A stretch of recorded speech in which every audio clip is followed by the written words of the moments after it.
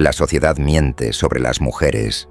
No son ángeles ni demonios, sino estrategas en un juego de poder que Nietzsche desenmascaró hace más de un siglo, como si todo lo que se hablara fuera o una adoración ciega o un resentimiento amargo, sin espacio para la claridad ni para la honestidad. La sociedad insiste en pintar a las mujeres como seres puros, cuidadosos, casi moralmente superiores. Pero, ¿y si toda esa imagen fuera solo una puesta en escena perfectamente ensayada? ¿Y si uno de los filósofos más polémicos de la historia ya lo hubiera notado desde hace más de un siglo? Friedrich Nietzsche nunca tuvo miedo de decir lo que nadie quería escuchar. Él no odiaba a las mujeres, pero tampoco caía en la tentación de idealizarlas. Mientras otros pensadores las ponían en un pedestal o las ignoraban por completo, Nietzsche fue más allá de la superficie. Quiso entender qué había detrás de las máscaras, detrás de los papeles que la sociedad les había impuesto. Nietzsche destrozó el mito del amor romántico. Para él, hombres y mujeres no son aliados, sino jugadores en una partida de instinto y poder. Él veía todo eso como un juego de instinto, poder y supervivencia. Y mientras más observamos el mundo actual, más su visión parece aterradoramente certera. Pero tranquilo, esto no es un discurso de odio ni una alabanza ciega hacia los hombres. Es una invitación a mirar más profundo, a enfrentar esas fuerzas silenciosas que actúan dentro de la dinámica entre los géneros. Nietzsche no vino a traer respuestas cómodas ni envueltas en ternura. Vino con un espejo que muestra todo sin filtros. Y si tú ya estás cansado de tantas mentiras, si de verdad quieres mirar más allá de las fantasías románticas y entender qué es lo que realmente está en juego, entonces quédate conmigo, porque una vez que entiendes cómo Nietzsche veía a las mujeres, ya no puedes volver a mirar el amor, el poder o la identidad de la misma forma. En la cabeza de Nietzsche, los hombres no aman de verdad a las mujeres, aman la idea que se hacen de ellas. Una fantasía que construyen para sentirse seguros, inspirados, incluso superiores. A eso él le llamaba idealización romántica. Una mentira peligrosa. Esa mentira afirma que las mujeres son siempre dulces, puras, frágiles y moralmente más elevadas. Pero para él, eso no era admiración, era autoengaño. La mujer ideal, según Nietzsche, no es una persona real, sino un personaje inventado por hombres que no saben cómo lidiar con la complejidad del espíritu femenino. En lugar de enfrentarse a esa complejidad, los hombres transformaron a las mujeres en símbolos de la virtud, de la belleza, de la salvación emocional. Y al hacer eso, les robaron su autonomía, convirtiéndolas en personajes secundarios dentro de sus propios dramas emocionales. Nietzsche consideraba eso una cobardía. Según él, los hombres se mienten a sí mismos porque no soportan la verdad cruda y directa sobre las mujeres, que son instintivas, estratégicas y guiadas por un tipo de poder diferente. No son mejores ni peores, simplemente son distintas, misteriosas, no porque sean incomprensibles, sino porque los hombres prefieren no intentar entenderlas. Prefieren mantener viva la ilusión que ellos mismos crearon antes que enfrentarse a la realidad. Esa máscara que llaman amor, decía Nietzsche, no nace de la admiración, sino del miedo.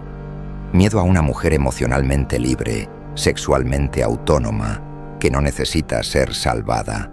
Así que los hombres disfrazan ese miedo de romanticismo y se engañan a sí mismos hasta que la realidad les toca la puerta. Cuando la fantasía se rompe y aparece la mujer real, muchos hombres se sienten traicionados, no porque ella haya cambiado, sino porque la ilusión ya no se pudo sostener. Nietzsche veía eso como una de las mentiras más grandes de la sociedad, que para amar a una mujer, el hombre necesita cegarse ante quién es ella en realidad. Él nunca vio a las mujeres como frágiles, Al contrario, las consideraba maestras de un tipo distinto de fuerza, una fuerza que no grita, pero que susurra, mientras que el poder de los hombres se exhibe a través del estatus, la imposición o la violencia. Nietzsche creía que las mujeres habían desarrollado un dominio más refinado, más sutil, pero igual de eficaz. Durante la mayor parte de la historia, las mujeres no tuvieron acceso al poder directo.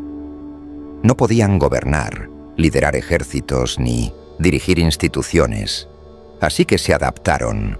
Aprendieron a influir desde las sombras a través del encanto, la seducción y la inteligencia emocional. Mientras los hombres levantaban imperios con espadas, las mujeres los gobernaban con hilos invisibles, como marionetistas de la psique. Nietzsche se dio cuenta de que las mujeres tenían el don de guiar sin mandar, de conquistar lealtad sin imponer fuerza, de ofrecer protección sin exigirla. Su poder era relacional, psicológico, construido a partir de una conciencia profunda de la naturaleza humana. Ellas sabían, como nadie más, qué movía a los hombres: el deseo, el ego, el orgullo, y aprendieron a moldear todo eso sin enfrentamientos, no por malicia, sino por supervivencia. Nietzsche admiraba esa habilidad, pero también advertía: no subestimes ese poder, porque justamente por ser invisible es aún más difícil de resistir. Él creía que las mujeres poseían un instinto estratégico, la capacidad de hacer que los demás actúen sin darse cuenta de que están siendo dirigidos, y por eso no las veía como víctimas de la historia, sino como estrategas silenciosas operando dentro de ella. Nada de esto era adulación, era una bofetada a las creencias ingenuas de su época. La sociedad veía a las mujeres como pasivas, dependientes. Nietzsche las veía como calculadoras, intuitivas y extremadamente conscientes del impacto que generaban. Y no las culpaba por eso. Solo decía en voz alta lo que pocos se atrevían a reconocer: que en las relaciones humanas, quien de verdad tiene el poder casi nunca necesita alzar la voz. Nietzsche creía que los seres humanos no se mueven por la verdad, sino por las apariencias, y en las mujeres él veía esa conciencia elevada al nivel del arte, no por superficialidad, sino por pura necesidad. Nietzsche no veía esa atención a la apariencia como algo vacío o superficial. Para él era estrategia. Creía que en un mundo que siempre negó el poder directo a las mujeres, ellas aprendieron a dominar el campo de la percepción. Belleza, delicadeza, inteligencia social, todo eso no eran adornos, eran herramientas, herramientas de supervivencia en una sociedad donde el valor femenino estaba constantemente ligado a cómo eran vistas. Y si el control sobre la percepción significa control sobre el resultado, entonces dominar la apariencia se convertía, en la práctica, en dominar todo el juego. Mientras muchos lo llamaban vanidad o simple encanto femenino, Nietzsche lo veía como algo mucho más profundo, una lectura instintiva y refinada de la naturaleza humana. Decía que las mujeres tenían una percepción simbólica casi intuitiva. No se aferraban a la realidad cruda, sino a la forma en que las personas querían que fuera esa realidad. Por eso sabían instintivamente que nadie se enamora de lo real, sino de aquello que parece seguro, bello, deseable. Al moldear la forma en que eran percibidas, no solo estaban reaccionando al mundo, lo estaban moldeando. Y ahí es donde Nietzsche ahonda todavía más. Para él, la verdad en las relaciones humanas nunca es sencilla, porque en un mundo donde lo que aparenta importa más que lo que es, la voluntad de parecer se vuelve tan, o incluso más poderosa que la voluntad de ser.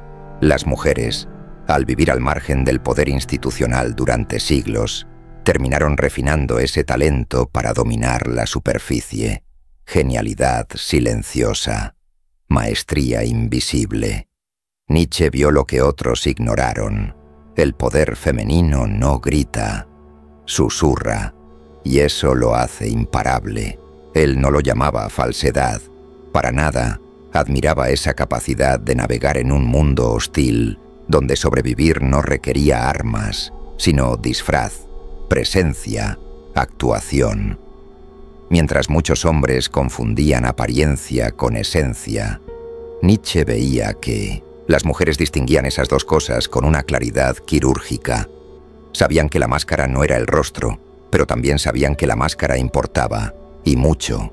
Para Nietzsche, la forma en que las mujeres se presentan ante el mundo no es cualquier acto de vanidad, es un movimiento estratégico. La gracia, el encanto, la gentileza, la intuición, nada de eso es simple adorno, es escudo, es espada.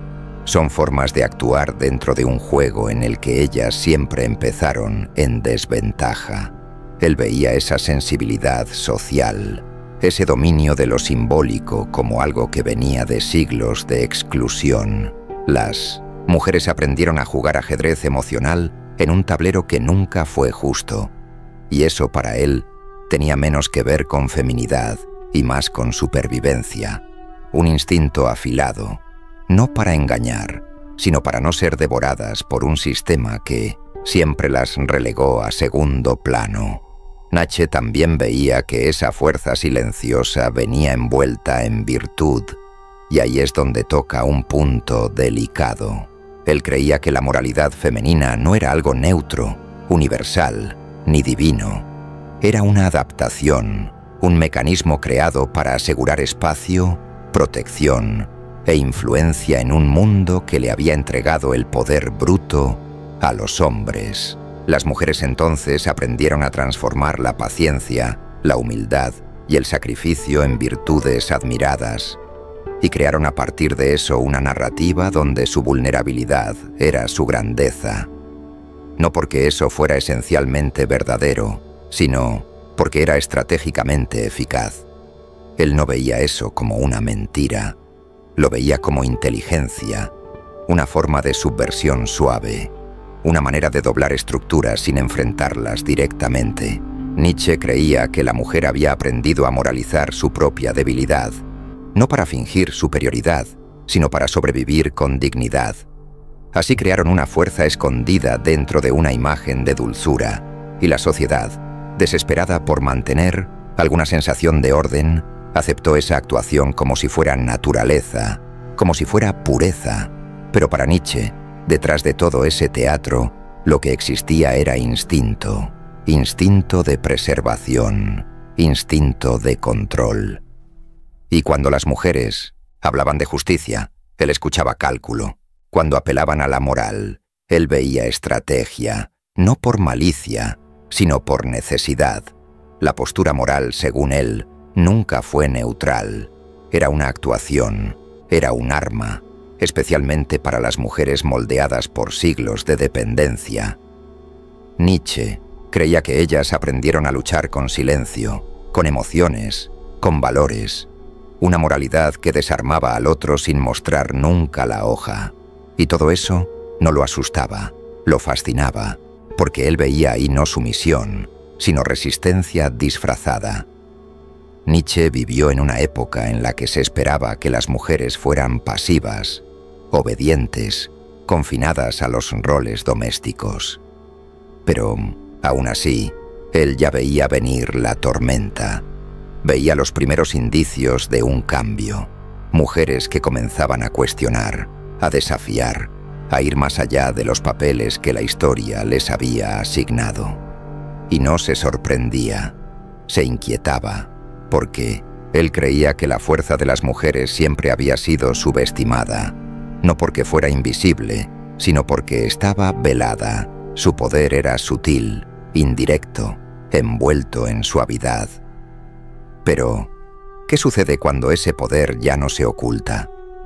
¿Qué pasa cuando las mujeres ya no necesitan a los hombres para protegerse, validarse o definirse? Nietzsche predijo la revolución. Una mujer libre sería un terremoto para un mundo construido sobre mentiras reconfortantes, no porque pensara que las mujeres eran incapaces, sino porque creía que la mayoría de los hombres no estaban preparados. El hombre promedio educado para sentirse superior por defecto, se sentiría profundamente amenazado por una mujer que ya no necesita su fuerza, su ingreso o su aprobación, y esa amenaza no se manifestaría como respeto, sino como resentimiento. Esto no era misoginia, era previsión. Nietzsche sabía que una mujer liberada de la dependencia se convierte en una fuerza de la naturaleza. Ya no está confinada a la manipulación emocional ni a una superioridad moral. Se vuelve directa, asertiva, sin disculpas. Se vuelve alguien que se define a sí misma. Y ese tipo de mujer, Nietzsche creía, aterrorizaba a un mundo construido sobre ilusiones reconfortantes. Él no escribía esto para celebrar ni para condenar. Lo escribía como una advertencia. El futuro no se moldearía con equilibrio, sino con disrupción. La llegada de la mujer independiente no traería armonía. Provocaría conflicto, confusión, una dolorosa redefinición de la identidad para ambos sexos. Porque cuando las mujeres dejan de pedir permiso, el viejo mundo pierde el control. Y para Nietzsche eso era inevitable e irreversible. Él no escribía sobre las mujeres para insultarlas. Lo hacía para arrancar las ilusiones. Porque para él, la verdad era sagrada, incluso cuando dolía. Pero lo que muchos malinterpretan es que su filosofía no estaba basada en el resentimiento, sino en la claridad. Y en esa claridad, Nietzsche veía una posibilidad, una que iba más allá de los juegos interminables de dependencia, control y negación. Veía la oportunidad de algo más grande. Nietzsche creía que la mayoría de las relaciones entre hombres y mujeres estaban construidas sobre ilusiones mutuas, cada uno proyectando fantasías, cada uno escondiendo debilidades, cada uno tratando de ganar un juego sin siquiera admitir que estaba jugando. Pero ¿qué pasa cuando ambos dejan caer las máscaras? ¿Qué ocurre cuando el hombre ya no idealiza y la mujer ya no manipula? Cuando ninguno de los dos busca controlar mediante el encanto o el dominio, sino que se encuentran con plena conciencia de quiénes son y qué representan. Esa posibilidad, decía Nietzsche, era rara, pero no imposible. Exigía la muerte del sentimentalismo, el rechazo de los roles heredados y la valentía de enfrentarse el uno al otro no como salvadores ni enemigos, sino como iguales en poder, iguales en oscuridad e iguales en potencial. No iguales en todo, pero sí igualmente humanos, igualmente falibles, igualmente capaces de trascender. Y para llegar a ese punto es necesario soltar el resentimiento. El hombre debe dejar atrás su amargura hacia la mujer que ya no lo necesita, y la mujer su rabia hacia el hombre que alguna vez la encerró. Solo entonces puede emerger algo más profundo, no una reconciliación romántica de los sexos, sino una redefinición total de lo que significa conectar. Nietzsche no prometía que esto fuera fácil. Sabía que la mayoría jamás llegaría a ese lugar, pero también sabía que unos cuantos sí lo harían. Aquellos que estuvieran dispuestos a abandonar la comodidad por la verdad, la fantasía por la realidad. Y entre esos pocos podrían hacer un nuevo tipo de relación, una que no se basara en ilusiones ni en miedo, sino en fuerza compartida, no en dominación, sino en un devenir mutuo. Si llegaste hasta el final de este texto, es porque algo dentro de ti reconoció la verdad detrás de las palabras. Y quiero agradecerte de corazón por haberte quedado hasta aquí, porque leer hasta el final no se trata solo de tiempo, se trata de valentía. Valentía para enfrentar temas que la mayoría prefiere evitar. Valentía para mirar las relaciones humanas con ojos más lúcidos, más sinceros y tal vez un poco más inquietos también. ¿Sabes? Cuando empecé a escribir este guión, imaginé a alguien del otro lado que ya hubiera sentido que el mundo de las apariencias no lo explica todo. Alguien que, como Nietzsche, se pregunta qué hay detrás de las sonrisas, de los gestos, de esos patrones que parecen eternos, pero que se están desmoronando frente a nuestros propios ojos. Y ahora que llegaste hasta aquí, sé que esa persona eres tú. Y antes de que te vayas, déjame contarte algo rápido. Yo crecí creyendo que el amor era como en las películas, armónico, mágico, destinado, pero fue solo después de muchas frustraciones que entendí. El amor verdadero comienza cuando nos quitamos la máscara. Y eso es justo lo que intento hacer aquí. Abrir un espacio para hablar de sentimientos, poder, identidad, con profundidad y sin miedo. Así que si tú también sientes que necesitas más conversaciones como esta, más verdad, más filosofía, más provocaciones que hacen que la mente dé vueltas y que el corazón lata diferente, aprovecha este momento. Si esto no te incomodó, no lo entendiste, ¿estás listo para enfrentar la verdad, aunque duela? ¿Qué verdad te sacudió por dentro? Tu comentario puede ser el punto de partida para nuestra próxima reflexión. Y quién sabe, quizá también sirva para inspirar a alguien más que ya está cansado de las mismas historias de siempre. Ahora, si esto te movió por dentro, hay más esperando por ti. Dale clic a uno de los videos que aparece en pantalla. Nos vemos.